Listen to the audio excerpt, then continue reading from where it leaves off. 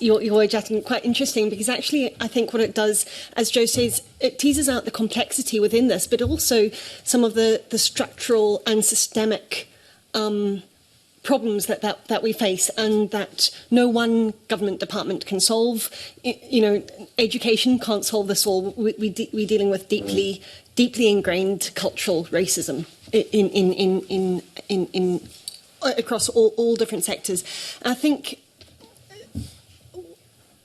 Jatin, you made the distinction between a lot of the activity that's going on and the need for actual implementation and action, and Farah, you mentioned this as well, cautioning us also against treating minority ethnic communities as homogenous for a whole range of different reasons, not only whether people are born and brought up in Scotland or not. I suppose, so my question is around how we, if given what we know about the employment gaps, the inequality in employment that we've talked about, that Rachel and Pam have questioned on, given that we know about the unequal impacts of the pandemic, of the cost of living crisis, and given also that we know that actually very little changed until something like Black Lives Matter. You know, there was a lot of talk. Farah, you said if we'd implemented some of these policies 10 years ago, then we'd be in a different position. What do you think is the barrier that either Scottish Government or the Scottish Parliament is coming across?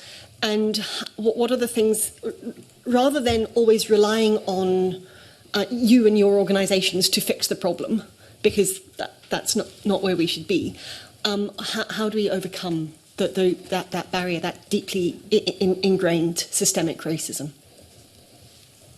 Farah, do you want to kick off? And Jatin, I'll come to you next. Short, simple, sweet answer: acknowledging white privilege and white fragility within these systems. Thank you. Jatin. And holding people to account, and not just the individual, but the whole organisation. Okay. What would that look like? Well, so, as I said earlier, I think we have great commitments on paper.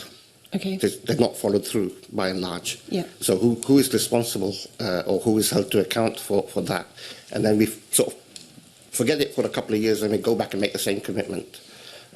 We did a study for Scottish Government on 20 years of anti-racist policy making, since devolution, because things haven't moved on enough, and we're still talking about the same things we were talking about 20 years ago. So who's held to account? I saw from a parliamentary question answer the other day, last week, that some health board chairs now have key performance indicators on race equality. Mm-hmm. That's as much as I know, because it was a very short PQ answer, parliamentary answer, but that would be interesting to follow up. And how is that board chair going to be held to account if they don't achieve, assuming the indicator was the right indicator in the first place, and that's always a problem. But, sorry, I'm losing your question. So, yeah, I think, as has been said, I think Farah said, we know what the issues are, and we sort of know what some of the solutions are. It's how do we hold people to account and not let them off the hook?